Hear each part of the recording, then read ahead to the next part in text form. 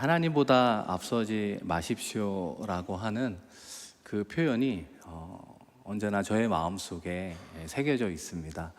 그 실천 방안 중에 하나는 무엇인가 생각해 보면 기도라고 하는 것입니다. 하나님보다 앞서지 않는 우리의 신앙의 실천이 기도로부터 시작할 수 있구나 생각하게 된다는 것이죠. 그러면서 오래전에 우리가 자주 불렀던 복음성가가 있습니다. 오늘 집을 나서기 전이라고 하는 것입니다. 그 가사를 한번 불러드리면, 오늘 집을 나서기 전 기도했나요?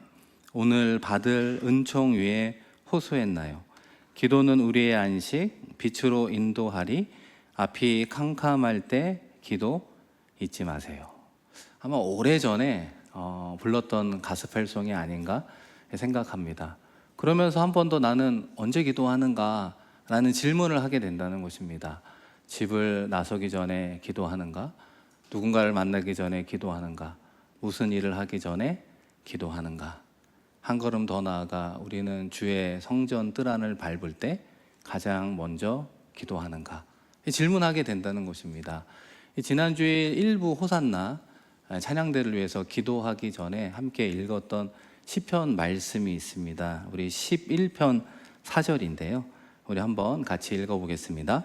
여호와께서는 그의 성전에 계시고 여호와의 보좌는 하늘에 있으며 그의 눈이 인생을 통촉하시고 그의 안목이 그들을 감찰하시도다. 아멘. 이 말씀이 참 당연한 표현처럼 보이잖아요. 여호와께서는 그의 성전에 계신다. 여호와께서는 남대문 교회 이 예배 가운데 임재하시는 줄로 믿습니다. 우리가 다 고백하며 살아가지만 이 막상 주의 성전 교회 안에 들어올 때 나는 가장 우선적으로 이곳에 와서 기도하는가, 본당에 올라와서 기도하는가 질문해 보면 그러지 못할 때가 너무 많다는 거예요. 목회자인 저도 이 해야 되는 많은 일, 사역에 앞서서 바로 사무실로 올라가는 부끄러운 모습을 보게 된다는 것입니다. 과연 저만 그런가 생각해 보면 주중에 교회 오시는 많은 분들이 있죠. 가장 우선적으로 이곳에 와서 기도하고 혹은 본당에 올라와서 정말 간절히 기도하고 내가 맡은 봉사, 섬김을 감당하고 있는가? 질문해 보면 그러지 못할 때가 생각보다 많다는 것입니다. 아주 사소한 일인 것처럼 보이지만 우리는 하나님보다 앞서는 삶이 생각보다 습관적으로 우리 몸에 배어 있음을 보게 된다는 것입니다. 이 사랑하는 성도 여러분, 기도하는 것으로부터 시작할 때 비로소 하나님이 기뻐하는 일의 우선순위를 보게 된다는 것입니다. 정말 먼저 해야 될 것, 그 다음에 해야 될 것, 그 다음 차순은 무엇인가를 비로소 깨닫게 된다는 것입니다. 그렇기 때문에 깨어 기도하라 우리에게 말씀하시죠. 깨어 있는 사람이 기도하는 것이고 기도하는 사람이 깨어 있다는 것입니다. 기도가 중요한 이유는 무엇인가? 기도하지 않고 우리가 일하면 우리의 수준대로 일하는 거예요. 우리의 능력대로 일하는 것입니다. 우리의 한계에 벽을 넘지 못한다는 거예요. 그러나 우리가 기도할 때 하나님이 우리를 위하여 일하신다는 거예요. 우리가 기도할 때 하나님이 일하시는 줄로 믿습니다. 우리가 환우들을 위해서 기도할 때, 우리가 재정적으로 어려운 분들을 위해서 기도할 때, 관계로 어려워하는 분들을 위해서 눈물 흘려 기도할 때 우리 주님 일하시는 줄로 믿습니다. 주님이 일하실 때 비로소 회복되고 치유되고 문제가 해결되는 것이죠. 교회 공동체는 그렇게 이루어지기를 우리 주님이 원하고 있다는 것입니다. 여러분, 그런 의미에서 함께 예배하는 분들을 바라보면서 이렇게 인사해 보겠습니다. 우리가 기도하면 하나님이 일하십니다. 우리가 기도하면 하나님이 일하십니다. 이 동일한 맥락에서 오늘 함께 읽었던 본문인 신명기 말씀은 우리가 하나님보다 앞서지 않고 오히려 하나님이 앞서 행하시는 바를 순종하며 따라갈 때 광야에서 살아났다는 것입니다.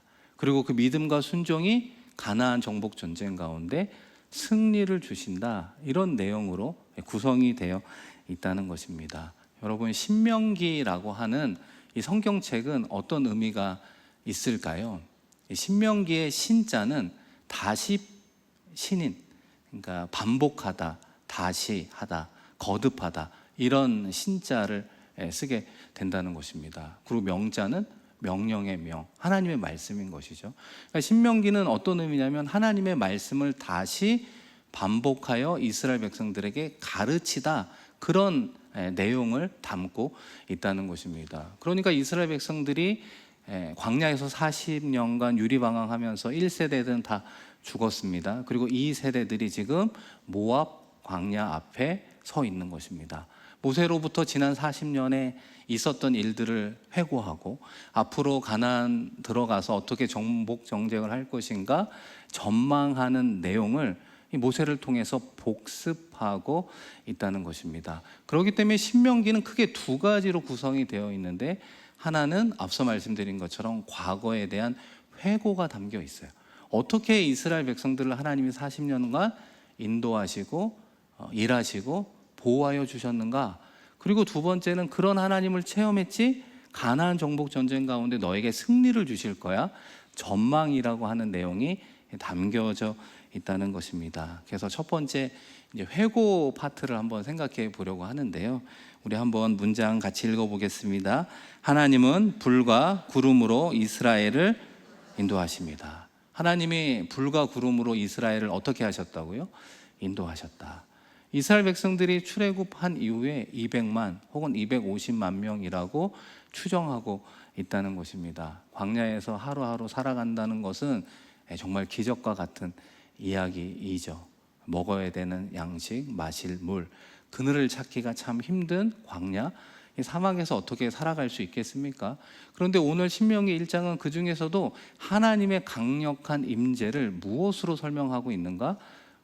구름 기둥과 불 기둥으로 보호하시고 인도하시는 것으로부터 그들을 한 걸음씩 인도해 주었다는 것입니다. 여러분, 신명기 1장 33절인데요. 같이 한번 읽어보겠습니다. 시작. 그는 너희보다 먼저 그 길을 가시며 장막 칠 곳을 찾으시고 밤에는 불로 낮에는 구름으로 너희가 갈 길을 지시하신 자이시니라. 아멘. 이 광야라고 하는 곳, 혹은 사막이라고 하는 곳을 한번 방문하거나 경험하신 분들은 다 압니다. 그늘이 없거든요. 나무 하나 없기 때문에 굴과 같은 곳에 들어가야 그늘 같은 역할을 하는 그곳에서 정말 하루하루 살아갈 수 없단 말이죠. 그래서 하나님께서 낮에는 구름 기둥으로 그들을 그늘로 시원하게 하시고 밤에는 불 기둥으로 추운 그들에게 따뜻하게 보호해 주시는 삶을 이스라엘 백성들이 살게 되었다는 것입니다. 그러면서 하루하루 그들의 발걸음을 인도하면서 여기까지 오게 되었다는 것이죠. 그런 40년 동안 배운 게 두 가지가 있는데요. 첫 번째는 무엇입니까? 하나님은 우리의 앞길을 한 걸음씩 인도하시는 분이다. 우리의 앞길을 어떻게 인도하신다고요? 한 걸음씩, 스텝 바이 스텝으로 인도하신다 말씀한다는 겁니다. 여러분, 민수기 9장 21절 같이 읽습니다. 시작. 혹시 구름이 저녁부터 아침까지 있다가 아침에 그 구름이 떠오를 때에는 그들이 행진하였고, 구름이 밤낮 있다가 떠오르면 곧 행진하였으면. 아멘. 그러니까 그들이 200만에서 250만 명이 이동하는 경우는 언제 있는가? 성막 위에 구름이 떠올라 이동하면, 아, 하나님이 우리로 하여금 이동하라는 사인을 주셨구나. 그리고 이제 이동하게 되는 것이고, 구름이 머물면, 아, 이곳에 우리의 진을 치라고 하시는구나. 이것을 40년 동안 경험하게 하셨다는 거예요. 그러니까 하나님이 가시면 따라 움직이고, 하나님이 멈추시면 그들도 따라 멈추는 신앙의 훈련을 40년 동안 하셨다는 거예요. 그런데 그것이 한 걸음씩 이루어졌다는 거예요. 한 걸음 한 걸음. 우리가 생각해 보면 먼 미래를 알려주시면 얼마나 좋겠습니까? 5년 후를 알려주시고 10년 후를 알려주시고 20년 후를 알려주시면 얼마나 좋을 것 같은 생각이 드시나요? 그런데 하나님은 결코 그렇게 그들을 광야에서 이끌어 가신 게 아니라는 것입니다. 한 걸음씩 한 걸음씩 인도하셨습니다. 뿐만 아니라 그들에게 주었던 대표적인 음식이 만나였잖아요. 여러분, 만나는 하루에 한 번 아침에 내렸습니다. 그리고 금요일에는 2배가 내리는, 그런 특별한 은혜를 경험하게 하셨어요. 일용할 양식으로 먹고 사는 문제를 해결하시고 한 걸음씩 인도하시는 거예요. 그러니까 이스라엘 백성들은 그런 하나님을 따라갔기 때문에 40년 동안 살 수 있구나 체험하게 되었다는 것입니다. 그렇다면 우리가 이런 질문을 하게 되는 것이죠. 아니, 하나님은 왜 광야에서 이스라엘 백성들을 한 걸음씩 인도하신 이유가 무엇일까요? 두 번째 해당이 되는데요. 우리는 하나님의 인도하심에 순종할 때 여러분 무엇이 커진다고요? 믿음이 커진다는 것입니다. 이어지는 민수기 9장 22절도 같이 읽겠습니다. 이틀이든지 한 달이든지 1년이든지 구름이 성막 위에 머물러 있을 동안에는 이스라엘 자손이 진영에 머물고 행진하지 아니하다가 떠오르면 행진하였으니. 아멘. 그러니까 앞서 말씀드린 것처럼 이스라엘 백성들이 광야에서 생활을 해보니까 구름이 움직이면 우리도 이동해야 된다는 사인, 구름이 멈추면 우리도 멈춰야 된다는 사인을 받고 순종하며 살아가는 법을 배웠다는 것입니다. 그러면서 어떤 습관이 생겼을까요? 낮에 여러 가지 일을 하다가 늘 어디를 살피는 습관이 생겼습니까? 성막 위에 있는 구름을 관찰하는 습관이 생겼다는 거예요. 구름이 움직이나 안 움직이나 살펴봐야 된다는 거예요. 머물고 있으면 계속 일을 하면 되는구나. 혹시라도 구름이 떠올라서 움직인다, 그러면 하던 일을 어떻게 해야 돼요? 멈춰야 돼요. 아무리 중요한 일이라도 내려놓지 않으면 광야에서 죽는 겁니다. 다 내려놓고 다시 집으로 돌아가서 천막을 거두고 이동할 준비를 해야 되는 것을 40년 동안 하나님은 훈련시켰다는 것입니다. 그래서 방금 읽었던 말씀과 가운데 이런 표현이 있죠. 이틀이든지 한 달이든지 1년이든지 이런 표현이 나오게 된다는 것입니다. 구름 이동에 따라서 새로운 곳에 정착을 했는데 너무 마음에 드는 거예요. 이동하느라 힘은 들고 다시 천막을 세우고 가재 도구를 정리하는데 시간은 좀 걸리긴 했지만 주변 환경이 너무 좋아. 이곳에서 오래 살았으면 좋겠어. 그런데 구름이 며칠 있다가 움직였다고요? 이틀 만에 움직이면 그 백성들의 마음에 무엇이 올라올까요? 짜증이 좀 올라오는 거죠. 이렇게 좋은 환경인데 왜 하필 이사 도구를 정리한 지도 이틀밖에 안 되는데 또 따라가야 돼? 그럼 따라가요, 안 따라가요? 따라가는 훈련을 해야 된다는 거예요. 그러지 않으면 어떻게 한다고요? 광야에선 죽는다라는 걸 알기 때문에 어쩔 수 없이 짐을 다시 챙기고 따라가는 훈련을 하게 됐다는 것입니다. 순종하는 훈련을 하게 된 것이죠. 그리고 따라가 보니까 새로운 곳에 장막을 쳤는데 환경이 열악해. 이곳에서는 한 달을 살 수가 없어. 그런데 그 구름이 얼마간 머물렀다고요? 1년간 머무는 어려움을 겪게 했다는 겁니다. 그럼 거기서는 어떤 훈련을 하는 겁니까? 버티는 순종의 훈련을 해야 된다는 거예요. 아무리 내가 움직이고 싶어도 구름이 움직이지 않기 때문에 그 환경과 상황이 안 좋을지라도, 우리의 자녀들을 양육하는데 좋지 않은 상황일지라도, 이곳에서 물질을 벌기가 참 어려울지라도 멈추고 기다리고 견디는 순종의 훈련을 그곳에서 했다는 것입니다. 이 사랑하는 성도 여러분, 광야라고 하는 곳은 이제까지 저는 어떻게 생각을 했냐면 이 결핍이 있는 곳이다라는 생각을 참 많이 했던 것 같아요. 이 광야라고 하는 곳, 여러분 언제 광야를 지난다고 이야기하십니까? 예를 들어서 물질의 광야다, 물질이 없을 때, 그렇죠? 자녀가 힘들 때 장녀의 광야를 지난다는 표현들을 쓰잖아요. 관계가 어려울 때 광야를 지나고 있어. 우리는 어떤 인생 가운데 힘들고 어려운 영역에 광야를 지난다라는 표현을 많이 쓴단 말이에요. 그렇죠? 그리고 이제 그 은혜 가운데 해결되면 광야가 끝났어, 이런 표현을 한단 말이에요. 그런데 오늘 말씀을 통해 우리는 무엇을 하나 깨닫게 되는가? 광야에서는 언제 훈련이 끝나는가? 하나님보다 앞서지 않는 신앙의 삶이 우리 안에 내재될 때 광야의 훈련과 시험이 끝나게 된다는 거예요. 광야는 절대로 하나님보다 앞설 수 없는 곳이에요.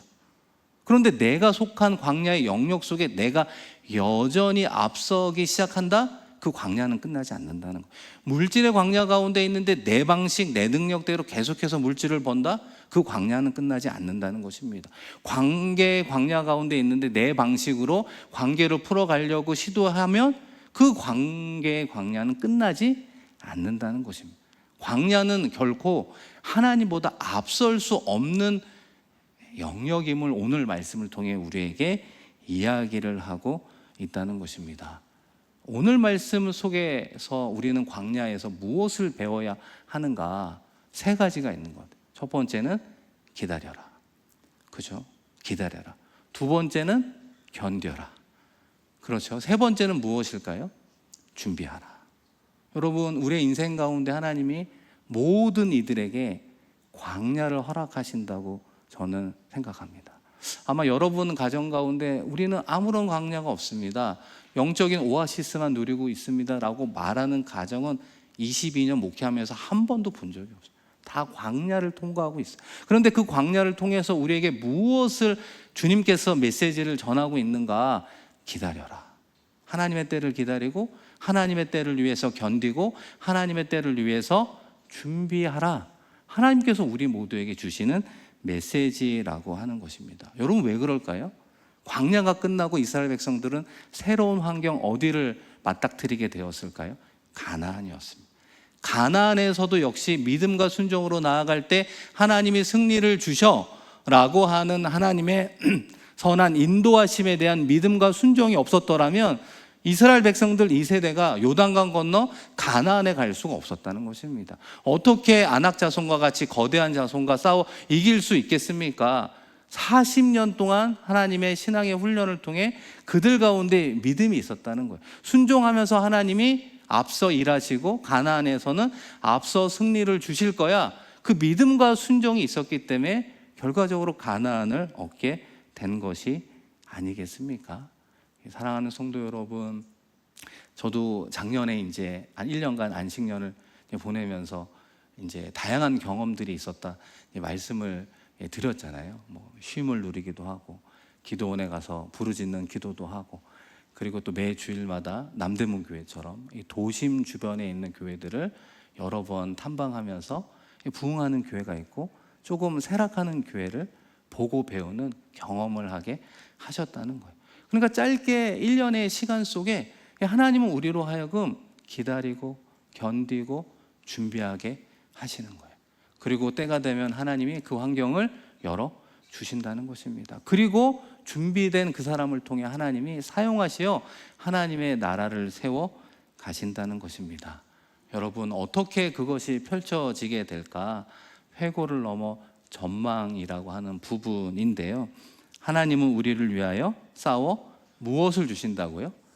승리를 주신다. 여러분, 신명기 1장 28절입니다. 같이 한번 읽겠습니다. 우리가 어디로 가랴? 우리의 형제들이 우리를 낙심하게 하여 말하기를 그 백성은 우리보다 장대하며 그 성읍들은 크고 성곽은 하늘에 닿았으며 우리가 또 거기서 아낙 자손을 보았노라 하는도다 하기로. 여러분, 지금 읽은 말씀은 이스라엘 1세대 백성들이었을까요? 이스라엘 2세대 백성들이었을까요? 1세대 백성들이었습니다. 출애굽한 지 얼마 안 돼서 12명의 정탐꾼을 보낸 이후에 그들의 보고를 들은 이후 이스라엘 백성들이 어떤 표현을 했다고요? 우리가 어디로 가랴? 우리는 도대체 어디로 가야 되느냐를 질문했다는 것입니다. 긍정적인 질문이 아니라 부정적인 질문을 했다는 거예요. 이제 출애굽하고 나왔는데 다시 출애굽으로 돌아가느냐? 돌아갈 수 없다는 거예요. 그러면 이제 요단강 건너 가나안에서 정복 전쟁을 해야 되느냐? 아낙 자손은 너무나 크다, 거대하다, 우리가 그들과 싸워서 이길 수 없다, 우리가 도대체 어디로 가야 되느냐? 믿음 없을 때 나오는 소리가 된다는 것입니다. 하나님의 믿음이 약해질 때 나오는 이야기라는 거예요. 도대체 우리는 어디로 가야 되느냐? 어디로 가야 될지 모르겠다라고 하는 잠재적 결론으로 끝나고 말았다는 것입니다. 그런데 40년 동안 앞서 말씀드렸던 믿음과 순종의 훈련을 감당한 이후에 하나님은 2세대 백성들에게 동일하게 말씀하고 있다는 것입니다. 우리 30절 같이 읽어봅니다. 시작. 너희보다 먼저 가시는 너희의 하나님 여호와께서 애굽에서 너희를 위하여 너희 목전에서 모든 일을 행하신 것 같이 이제도 너희를 위하여 싸우실 것이며. 모세가 뭐라고 이야기합니까? 이스라엘의 이 세대들이요, 우리 하나님께서 애굽에서 너희를 위하여 싸워주셨다. 10가지 재앙이 그 애굽 사람들이 섬겼던 우상 아니겠습니까? 첫 번째 우상이 나일 강을 우상으로 섬긴 거예요. 그래서 나일 강을 피로 변하여 식수로도, 그 다음에 나일 강이 변해서 이 어류들도 살 수 없는 그런 재앙들을 통해서 결과적으로 이스라엘 백성들이 10가지 재앙 이후에 출애굽하는 데 성공하지 않았느냐? 과거의 하나님으로 그치는 것이 아니라 그 하나님이 이제 너희가 요단강 건너 가나안으로 들어가면 너희에게 무엇을 주실 것이다? 승리를 주실 것이다 약속하고 있다는 것입니다. 그러니까 이스라엘 백성들 이 세대들은 오늘의 회고와 전망을 통해 무엇을 알게 되는가? 지난 40년 동안 우리 하나님은 우리보다 앞서 일하시어 장막 칠 곳을 찾으셔서 우리를 안전하게 이끌어 주셨다는 거예요. 그 가운데 믿음과 순종을 배웠다는 것입니다. 그렇다면 앞으로 요단강 건너 가나안 족속과 싸워서 우리 하나님은 승리를 주실 거야 라고 하는 믿음의 전진을 하게 되었다는 것입니다. 사랑하는 성도 여러분, 그러하기에 우리도 어떤 하나님을 믿어야 되겠습니까? 우리보다 앞서 일하시는 하나님을 믿으시기를 바랍니다. 과거의 하나님으로 그치는 것이 아니라 지금도 우리를 위해 앞서 일하시는 하나님이 우리가 믿는 하나님이라고 하는 것입니다.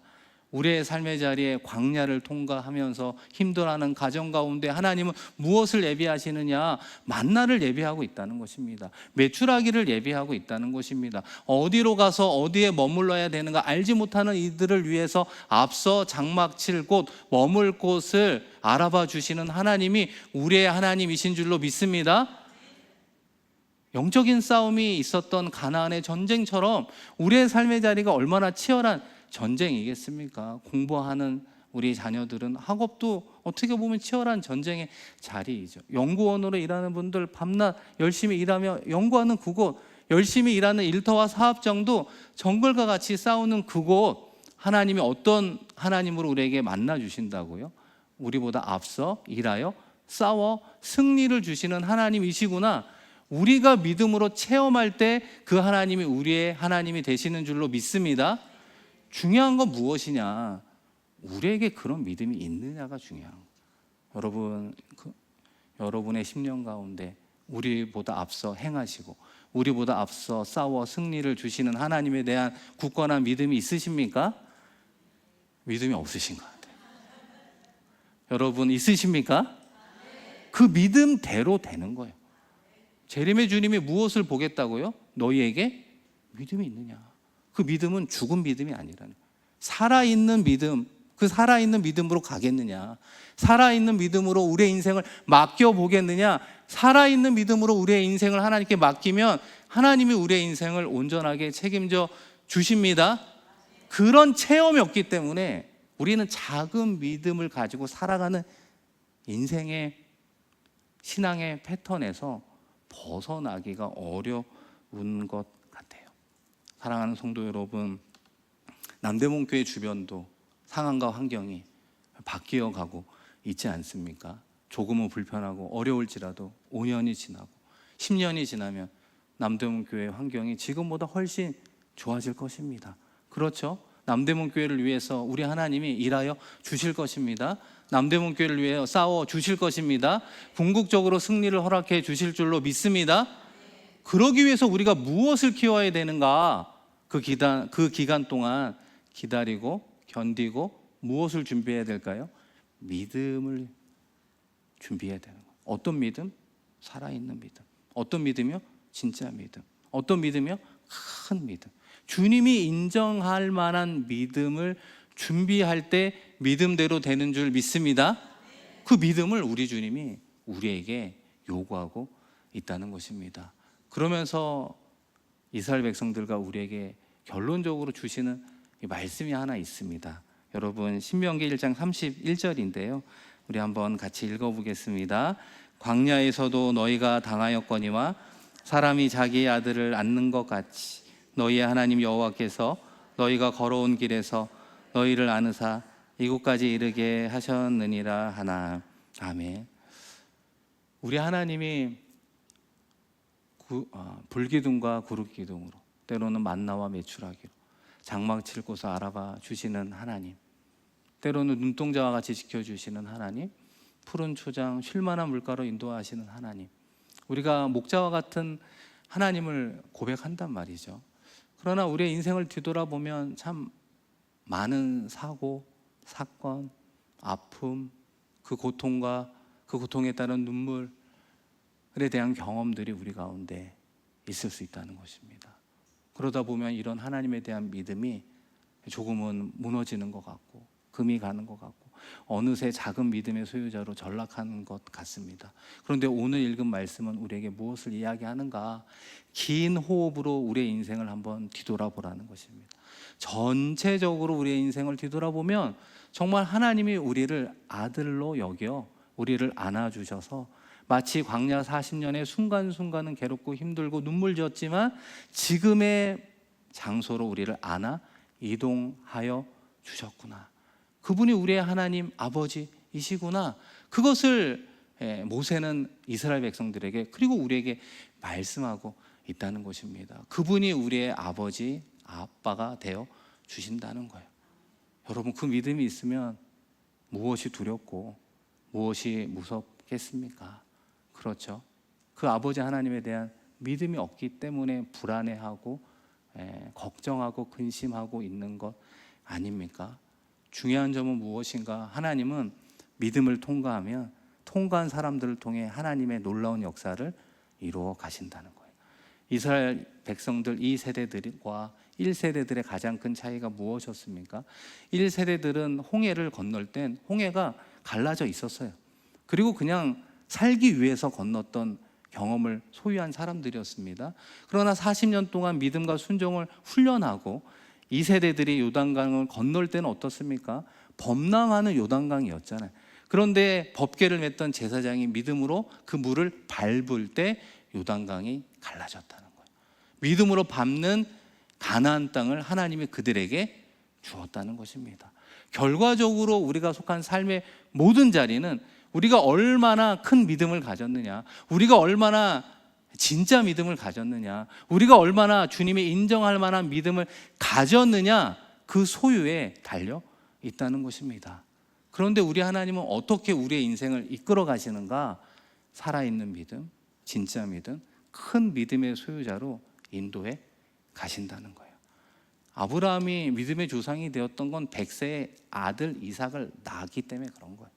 그 사람이 천부적으로 믿음이 좋았던 것이 아니라 하나님이 그에게 아들 이삭을 허락해 주었기 때문에 우리가 알고 있는 믿음의 조상이 되었다는 것을 여러분 믿는다면 그런 믿음의 흐름 따라 우리의 가정과 자녀와 일터 남대문 교회 공동체를 맡겨 보았으면 좋겠습니다. 그리고 기도하는 것이죠. 이 믿음의 흐름 속에 순종하며 나아갈 때 우리에게 큰 믿음을 허락하여 주시옵소서. 살아있는 믿음, 하나님이 인정할 만한 믿음을 허락하여 주옵소서. 이것이 중요한 이유는 무엇인가? 그 믿음에 비례하여 하나님은 역사하신다. 믿음에 비례하여 하나님은 축복하신다는 거예요. 믿음에 비례하여 하나님은 우리에게 놀라운 일을 허락해 주실 줄로 믿습니다. 우리 모두가 살아있는 믿음의 소유자로 다시 한번 주님 앞에 인정받으며 우리가 속한 삶의 모든 자리, 가정과 자녀와 일터, 우리가 섬기는 남대문 교회 공동체 가운데 일하시는 하나님의 놀라운 역사를 우리 모두가 목도하는 데 승리하는 저와 여러분 되기를 주님의 이름으로 간절히 축원드립니다.